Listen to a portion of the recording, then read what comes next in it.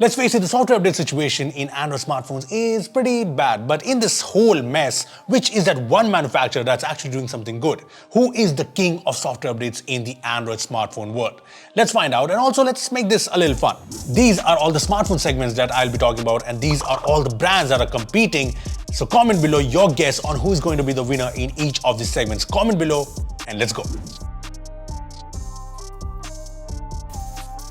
Let's start with a segment where people don't even expect updates, and I'm talking about phones under 10,000 rupees.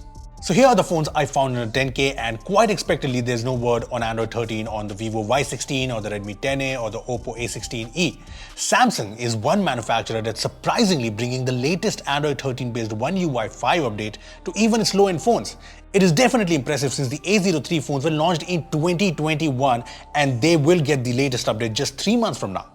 The Realme C33 is another surprise, and this will get the Android 13 beta late next year, which will be late obviously since stable will take even longer, but hey, at least the Realme phone is getting an update. Overall, Samsung definitely wins in this segment. Next up are the budget phones under 20,000 rupees, and these are the phones along with their Android 13 status. As you can see, the Samsung Galaxy M33 and the A23 are all set to get the stable Android 13 One UI 5 update very soon.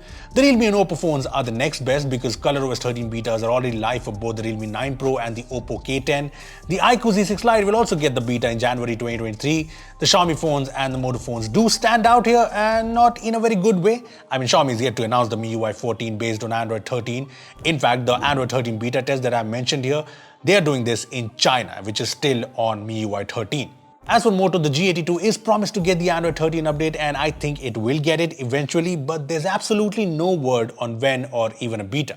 Once again, Samsung is the winner when it comes to updates on budget phones.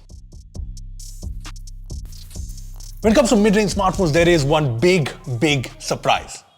I'm kidding, Samsung wins again. I mean, these are the phones, and once again, Samsung is mighty impressive. The Galaxy M53 and the A33 will get the One UI 5 stable update in a couple of months. And Samsung has been rolling out updates ahead of schedule, so I won't be surprised if they get updated even earlier. Oppo is the next best. The Reno 8 will get its stable ColorOS 13 update in a few days.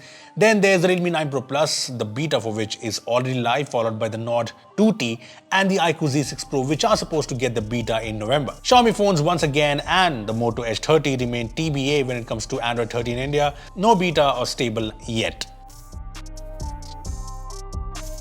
Let's move on to more premium phones, and for the first time ever, Samsung is actually getting some competition. No jokes this time.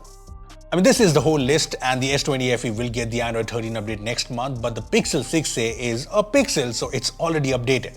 Another surprise is the Galaxy A53. Remember I said Samsung is going ahead of schedule? Well, the A53 was supposed to get the One UI 5 update next month, but the stable update is already live. How awesome is that? Anyway, since these are high-end phones, a lot of them have Android 13 betas available for them, but yeah, no stable yet. The Moto phone in the list is once again the bad standout because there's no word on when it will get Android 13. Same with the Xiaomi 11T Pro.